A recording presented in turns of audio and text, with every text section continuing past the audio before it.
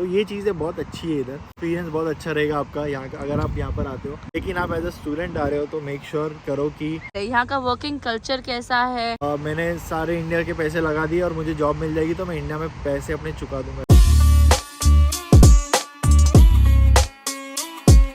जब भी ये मॉल में आओ पूरा खाली ही रहता है। Good morning guys and welcome back to another blog. और आज हम सुबह सुबह मॉल में इसलिए आए हैं क्योंकि आपको पता ही है कि मेरा जो ब्रिटिश कोलंबिया का आइडेंटिटी कार्ड है वो मुझे नहीं मिला था, और एक पिछले बॉक्स में मैंने ऑलरेडी आपको बता दिया था। तो मैं अभी फिर से अपना आईडी कार्ड अप्लाई करने के लिए आया हूँ मॉल में, और देखते अभी ऑफिस जाके। अभी थोड़ा लेट हो रहा हूँ, आपको बाद में मिलता हूँ। ये देखो, कनाडा में मोची नहीं होता, डायरेक्ट शू का डॉक्टर होता है, टेंशन ही नहीं। ये मोची की दुकान है भैया। A few moments later. So guys, जैसे कि मैंने आपको बताया था कि मैं BC-ID बनाने जा रहा हूँ, तो मेरा BC-ID वापस अभी रीअप्लाई किया है। तो मैंने जो पहले बनाया था वो 3 महीने पहले बनाया था, मई में बनाया था, मई 6 को बनाया था, लेकिन अभी तक 15 अगस्त है आज। So happy independence day first of all सभी को जो भी इंडिया से देख रहे हैं। और जो BC-ID बनाया था वो तो नहीं आया मेरा यहाँ पर, तो अभी मुझे रीअप्लाई करना पड़ा है। तो अभी रीअप्लाई किया है, उसको भी 60 डेज़, विदिन 60 डेज़ बोलते हैं। लेट्स सी वो आता है नहीं आता है, मेरे पता नहीं एड्रेस का क्या जोर हो रहा है, तो लेट्स सी, वो तो बात की बात है।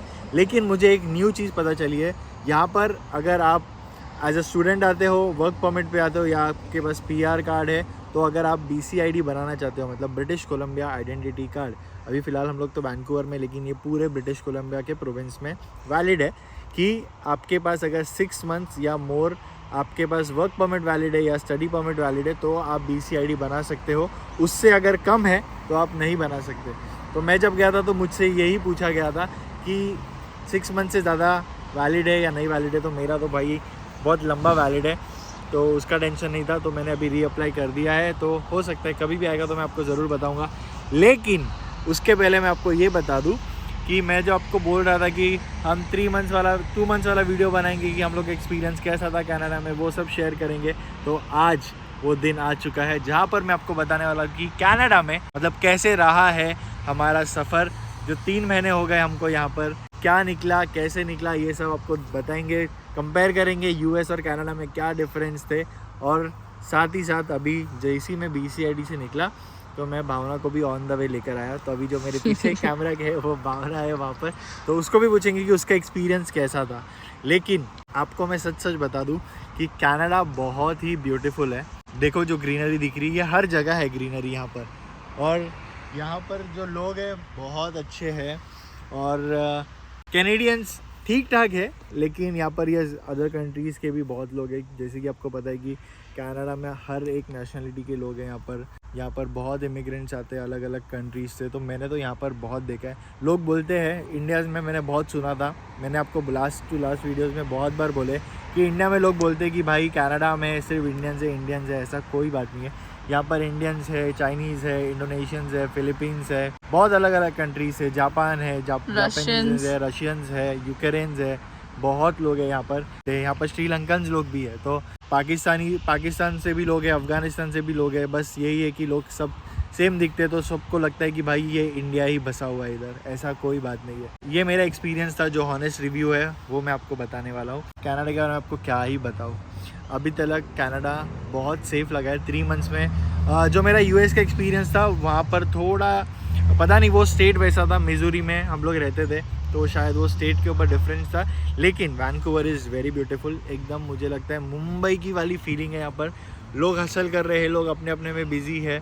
हाँ, थोड़ा नाइट लाइफ यहाँ पर कम है, लेकिन जो मज़ा है ना भाई, वो जो नेचर है ना यहाँ का वो बहुत है। और यहाँ पर पहाड़ों से लेकर समुंदर सब कुछ है, जो कि आपने देखा। हम लोग बहुत बार बीचेस में गए हैं, बीचेस से पहाड़ दिखाया है। हालांकि हम लोग अभी तक माउंटेन्स नहीं गए या कोई माउंटेन ट्रेल्स पर नहीं गए, बट येस डेफिनेटली जाएंगे, आपको भी लेकर जाएंगे और आपको भी दिखाएंगे कनाडा का वैंकूवर कितना ब्यूटीफुल है। यस अभी मैंने कोई डिफरेंट सिटीज़ एक्सप्लोर नहीं किए यहाँ पर, क्योंकि अभी सिर्फ 3 महीने हुए, तो मैं अपने काम धंधे में बिजी था यहाँ पर। धंधा नहीं, काम में बिजी था यहाँ पर, तो भैया इसलिए ज़्यादा सिटीज़ एक्सप्लोर करने नहीं मिले। येस, बट जो नियर बाय चीज़ें हैं वो तो मैंने आपको दिखाई है। यहाँ पर बीचेस दिखाए हैं, मेरे फ्रेंड्स दिखाए, यहाँ पर जो हम लोगों के साथ रहते हैं, घूमते हैं, खाते हैं, वो सब तो मैंने आपको दिखा ही दिया है। कनाडा में हम सबसे ज़्यादा इंटरेस्टिंग चीज़ें क्या कर सकते हैं? इंटरेस्टिंग चीज़ है अगर आप नेचर लवर हो या नेचर लवर हो या आपको घूमने का बहुत ज़्यादा शौक है तो Canada is the most beautiful place to explore. यहाँ पर बहुत कुछ है, different waterfalls, different hiking, mountain trails, beaches, और सिटी बहुत अच्छी है। बिंदास घूमो, कभी भी घूमो, रात तक घूमो। मैं रात के 1-2 बजे तक आता हूँ। आप लोग ने देखा भी होगा ब्लॉग्स में, कोई ब्लॉग्स में हम लोग बहुत लेट तक बाहर घूमते हैं, 12 बजे, 2-3 बजे। लेकिन यहाँ पर ट्रांसपोर्टेशन बहुत अच्छे हैं। तो देखो हर जगह पे बस है, 10-15 मिनट में बस है। हाँ, रात को थोड़ी फ्रीक्वेंसी कम होती है, लेकिन ये है कि आप सेफ़ हो, कुछ टेंशन नहीं। कुछ भी हुआ कॉल करो 911, सबके लिए आपके पास पुलिस आ जाएगी, कस्टमर सर्विस वाले आ जाएंगे, जो कस्टमर हेल्पलाइन वाले होते हैं वो सब आ जाते हैं ट्रेन वगैरह में। तो ये मैंने चीज़ नोटिस की है यहाँ पर। तो भैया एक बार तो क्या हुआ था पता है आपको, सिर्फ एक बंदा ट्रेन में हीट स्ट्रोक हो गया था उसको, तो वो ट्रेन में आके बेहोश हो गया था। सिर्फ ट्रेन के अंदर एंटर किया और बेहोश हो गया। और अगर इंडिया में वो बंदा रहता तो क्या करते थे उसको लोग, उसको कुछ नहीं, लोकल तो रुकती नहीं थी अपनी, वहाँ पर ही कुछ उसको करते थे, लोग भी उठाते बाहर निकालते थे ट्रेन से और साइड में या फिर बिठा नेक्स्ट देते स्टेशन थे, में उठा के उसको बाहर बाहर रखते निकालते थे और फिर एम्बुलेंस वगैरह को बुलाते थे। लेकिन यहाँ पर ऐसा नहीं, यहाँ पर तो पूरी ट्रेन खाली करवा दी और वो बंदे को अंदर रखा था। और उसके बाद वो ट्रेन कम से कम 1 घंटे वहीं पर खड़ी थी और वो बंदा भी ट्रेन के अंदर ही था। एम्बुलेंस लेकर लोग आए और एम्बुलेंस वाले भी अंदर ही गए ट्रेन का, ऐसा नहीं कि उसको उठा के बाहर लेकर और ट्रेन को जाने दूँ, नहीं, ट्रेन रोक दी गई। 1 घंटे तक वो ट्रेन वहीं पर रुकी थी और जो बाकी ट्रेन आने जाने वाली थी वो सब ऑल्टरनेट रूट से जा रही थी फिर। तो ये सब मैंने यहाँ पर नोटिस किया कि मतलब थोड़ा पता नहीं, समझा नहीं कि ये कनाडा आगे है या पीछे अपने से, लेकिन जो भी है सही है, मज़ा आ रही है। Mo also put some highlight on the homeless culture here कि जो यहाँ पे होमलेस है, जैसे कि हमने यूएस में एनकाउंटर किया था एक होमलेस जो हमारे पीछे पड़ गया था, तो वो कंपेयर टू कनाडा कैसा है? तो बेसिकली यहाँ पर क्या होता है कि अगर यहाँ पर कोई भी होमलेस दिखता तो यहाँ पर उनके लिए एक पर्टिकुलर प्लेस बनाया हुआ है, घर बनाया हुआ, वहाँ पर उनको डाल दिया जाता है। अगर वो शेल्टर है उनके लिए, शेल्टर टाइप है उनके लिए, उनका खुद का शेल्टर है।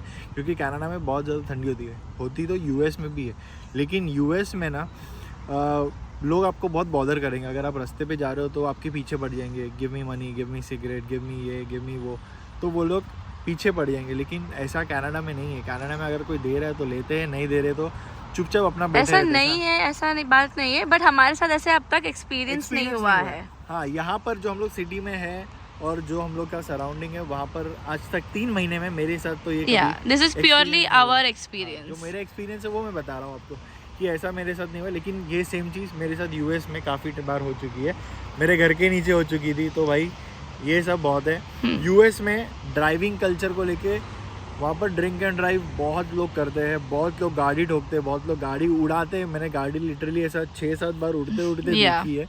हर रोज़ एक एक्सीडेंट देखा है, शूट आउट्स देखे हैं, वीक में 2 शूट आउट्स हो देखे हैं, एवरी डे में एक एक्सीडेंट पक्का देखा हुआ है। लेकिन कनाडा में मैं जब से यहाँ पर आया हूँ हार्डली मैंने एक एक्सीडेंट देखा है 3 महीने में, बस इसके अलावा कुछ नहीं देखा है। तो लोग यहाँ पर बहुत सेफली गाड़ी चलाते हैं। यहाँ पर रूल्स एंड रेगुलेशन रिस्पॉन्सिबल ज़्यादा लगते हैं यहाँ के लोग। हाँ, रिस्पॉन्सिबल है क्योंकि यहाँ पर लोग अपना काम करने के लिए आ रहे हैं, स्टडीज़ के लिए आ रहे हैं। तो लोग बहुत मेंटली ये है कि भाई हम फोकस्ड है लाइफ में, तो हमको ये करना है। एंड ऐसा नहीं है। who are immigrants, who are on work permit, who are students, we are also very careful about the laws and regulations, right? और यहाँ पर पुलिस भी बहुत ज़्यादा स्ट्रिक्ट है। तो भैया कुछ भी होता है तो तुरंत पहुँच जाएगी, बोल नहीं सकते। लेकिन यूएस में था कि मतलब वो पर्टिकुलर स्टेट के ऊपर डिपेंड करता है। तो भैया वहाँ पर तो ऐसे ही था, चलता बलता था, हर दिन कुछ ना कुछ न्यूज़ आता था। यहाँ पर भी न्यूज़ आते हैं, लेकिन हमारे सराउंडिंग में ऐसा कुछ नहीं है। 3 मंथ्स में मैंने कभी कुछ एनकाउंटर नहीं किया ऐसा सब चीज़ें। तो भैया मस्त में अभी यहाँ पर धूप एंजॉय कर रहे हो, देखो लोग उधर मस्त सोए। मो लेकिन बहुत सीरियस बातें हो गई, अभी थोड़ा सा एक फन चीज़ पूछती हूँ कि यहाँ पे इंडियन खाना कैसा मिलता है? इंडियन खाना यहाँ पर बहुत ज़्यादा अमेजिंग मिलता है। आपने देखा होगा कि लास्ट 3-4 बार हम लोग लिटरली बाहर गए हुए हैं और हम लोग इंडियन रेस्टोरेंट ही खा रहे हैं। मेरे को पता है कि बाहर आके आपको कुछ नया एक्सप्लोर करना चाहिए, कुछ नया खाना चाहिए। घर पे तो हम लोग खाते ही है, लेकिन क्या करें, जो इंडियन फूड हमको किक देता है ना, वो दूसरा कोई भी फूड हमको नहीं देगा। ये मेरा पर्सनल एक्सपीरियंस है जो मुझे पसंद है। लेकिन यस डेफिनेटली मेरे को बाहर की चीज़ें भी ट्राई करनी है, यहाँ की चीज़ें ट्राई करनी है। और स्पेशली क्या है कि आजकल हम लोग वैसे भी रेस्टोरेंट में है, तो हमको कुछ ना कुछ खाना होता है तो हम लोग वहीं पर टेस्ट कर लेते हैं। तो हमको पता है कि ये ज़्यादा टेस्ट वाला नहीं होगा, तो इसलिए हम लोग इंडियन फूड ही खाते हैं बाबा। और मेरा एक और सवाल है तुमसे, जैसे कि हम जैसे वर्क परमिट में आए हैं, ऐसे बहुत सारे लोग वर्क परमिट में आए होंगे या आने वाले होंगे, तो एक्सपेक्टेशंस क्या रखनी चाहिए वर्क प्लेस से? यहाँ का वर्किंग कल्चर कैसा है? जैसे मैं कहीं आ रही हूँ, कहीं जॉब पर आ रही हूँ, तो मुझे क्या एक्सपेक्ट करना चाहिए वहाँ के लोगों से, वहाँ के बॉसेस से? कि यू नो हमने इंडिया में देखा है कि वर्क पॉलिटिक्स बहुत होती है, बहुत सारे बार यू नो आप कुछ करते हो, क्रेडिट कोई और ले जाता है, तो ऐसे सिमिलरली यहाँ का क्या एक्सपीरियंस रहेगा? तो वर्क पॉलिटिक्स तो हर जगह पे होती है, जहाँ आप कहीं पर भी जाओ। देखो, आप जो लेवल पे हो या आपके लेवल में कोई है, उसको ऊपर जाना है या आपको ऊपर जाना है, तो हर कोई वर्क पॉलिटिक्स यहाँ पर करेगा। लेकिन यहाँ पर लोग बहुत ज़्यादा वेलकमिंग है। आप स्टार्टिंग में आओगे तो बहुत अच्छे से आपको इंट्रोडक्शन, इंडिया में लोग नहीं पूछते, इंडिया में फ़र्क नहीं पड़ता किसी को कि कौन आ रहा है, कौन न्यू है, कौन पुराना है, किसी को नहीं। लेकिन यहाँ पर लोग बहुत वेलकमिंग है। बहुत अच्छा एक्सपीरियंस रहेगा आपका जब आप स्टार्टिंग में डेज अपने स्टार्ट करोगे। बहुत अच्छे से लोग यहाँ पर ट्रेन करते हैं, ऐसे नहीं कि भाई ये तेरी responsibility, you have to do this, नहीं, ऐसा नहीं है। यहाँ पर बहुत अच्छे से ट्रेनिंग देती है आप लोगों को, एंड फिर आपके ऊपर फिर क्या बोलते हैं उसको, शैडो करते हैं कि भैया ये सही से कर रहा है, ये नहीं कर रहा है। जब उनको कॉन्फिडेंट होता है कि आप सही से कर रहे हो, उसके बाद ही आपको अकेला छोड़ा जाता है। तो ये चीज़ें बहुत अच्छी है इधर, और एक्सपीरियंस बहुत अच्छा रहेगा आपका यहाँ का अगर आप यहाँ पर आते हो। लेकिन आप एज अ स्टूडेंट आ रहे हो तो मेक श्योर करो कि आप ये सोच कर मत आओ कि भाई मैं कनाडा जाऊँगा, मैंने सारे इंडिया के पैसे लगा दिए और मुझे जॉब मिल जाएगी तो मैं इंडिया में पैसे अपने चुका दूँगा। ऐसी कोई बात नहीं गई। यहाँ पर मैंने देखा कि मेरा एक फ्रेंड है जो यहाँ पर स्टूडेंट वर्क परमिट पर स्टूडेंट पे आया था, स्टूडेंट वीज़ा पर आया था, और उसको वर्क परमिट तो मिल गया था एज अ स्टूडेंट, बट उसको जो जॉब मिली है वो लिटरली अभी 1 साल के बाद मिली है, क्योंकि उसको अपने फर्म में जॉब चाहिए थी। हाँ, अगर आप ये माइंडसेट में आ रहे हो कि आप कोई भी लो वेज जॉब कर सकते हो या आप कहीं पर भी जॉब कर सकते हो, तो आपको शायद जॉब मिल सकती है। लेकिन आप डेडिकेटली ये बोलते हो कि नहीं, मुझे ये फर्म में ही जाना है या ये स्ट्रीम में ही लाइन चाहिए, तो फिर उसके लिए टाइम लगेगा। क्योंकि बोलते हैं ना कि आपको जैसा चाहिए वैसा कभी नहीं होता। तो ये थोड़ा टाइम लगेगा, लेकिन ज़रूर हो जाएगा। तो उसको भी 1 साल लगा, लेकिन अभी उसको एज अ अकाउंटेंट उसको जॉब चाहिए थी। उसने 1 ईयर ट्राई किया, बहुत हाथ पैर मारे गाइस। तो 1 साल तो समझ लो कि हर एक बंदे के लिए क्या होता है। लेकिन यह था कि उसका फैमिली बैकग्राउंड अच्छा था। तो मैं भी ये बोल रहा हूँ आपको कि अगर आप इंडिया से आ रहे हो और सोच रहे हो कि भाई मैं अपना घर बार बेच के कनाडा जाता हूँ, कनाडा में मैं कमा लूँगा और फिर यहाँ पर बेच दूँगा, तो ऐसे मत करना। क्योंकि मैंने देखे यहाँ पर स्टूडेंट्स वैसे आते हैं जो लोन वगैरह लेकर आते हैं, घर गिरवी रख कर आते हैं और यहाँ पर आके जॉब्स नहीं कर पाते एंड बहुत डिसअपॉइंटेड रहते हैं। तो वो गलती मत करना। बस आप एज अ स्टूडेंट आओ, पढ़ने के लिए आओ, सोचो कि मुझे 2 साल पढ़ना है, उसके बाद यहाँ पर जॉब मिलेगी। उस बीच में आपको जॉब मिल जाएगी, that is well and good. उसमें आप अपनी सेविंग कर लो, अपने फीस भर लो, पेरेंट्स को खुश कर लो एंड ट्रैवल करो। मैं एक और चीज़ मैं यहाँ पे बोलना चाहूँगी, लेकिन मैंने बहुत सारे यूट्यूब वीडियोस देखे, लेकिन ये वाली जो चीज़ है ना, किसी ने भी हाईलाइट नहीं की है। एंड ये मेरा एक्सपीरियंस यूएस में भी रहा है और कनाडा में भी रहा है।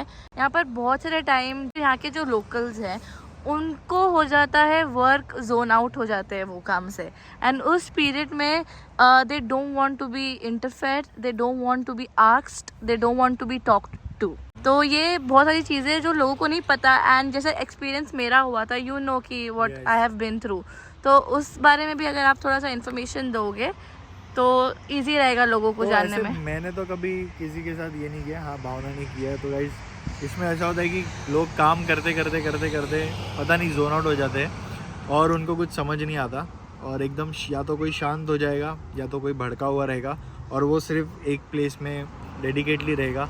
वो नहीं चाहेगा कि आप उसके सर्कल में आओ या आप उसको डिस्टर्ब करो। अगर आप ऐसे करते हो तो वो हो सकता है कि आपके ऊपर भड़क जाए ना। उनको ये भी नहीं चाहिए कि हम उनको पूछें कि what's wrong, what has happened. अगर कोई आपको दिख रहा है कि वो, देखो ये ऐसे कोई आप हर किसी के साथ नहीं देखोगे, लेकिन कोई 1-2 होगा जो ऐसे जोन आउट हो जाता है कभी कभी। तो अगर कोई जोन आउट होता है तो मेक श्योर करो कि आप उससे बात ही ना करो। अगर आपको कोई डिस्टेंस बनाना ज़्यादा अच्छा रहेगा। अगर किसी ने भी बोला है आपको कि भाई आज उसका मूड ख़राब है, तो मत उसके मुंह मत लगो, उसको मत पूछो कि आप कैसे हो, आपको कुछ हुआ है क्या, मैं आपकी हेल्प कर सकता हूँ कि मत। उसको टाइम दो उसका, एक बार उसको अपना टाइम मिल जाएगा, वो नॉर्मल हो जाएगा, फिर आप उसके साथ बात कर सकते हो। लेकिन वो जोन में मत वापस चले जाना कि क्या हुआ था। वो हो गई। They don't भूल like to जाओ। be asked हाँ, कि what has जो भी हुआ happened. था भूल जाओ। और आपको पता रहना चाहिए कि भाई ये कभी भी जोन आउट हो सकता है या Yeah. जोन आउट हो सकती है, तो भैया उसको छोड़ दो अपने हालात पे। आप अपने मज़े करने के लिए अपने मज़े करो, अपने Yeah. काम करो, अपने स्टडीज़ करो और लाइफ को एंजॉय करो। Yes. क्योंकि मेरे साथ एक्सपीरियंस हुआ है एंड आई डोंट वांट ये किसी और भावना के साथ। बताएगी, बताओ एक्सपीरियंस अपना।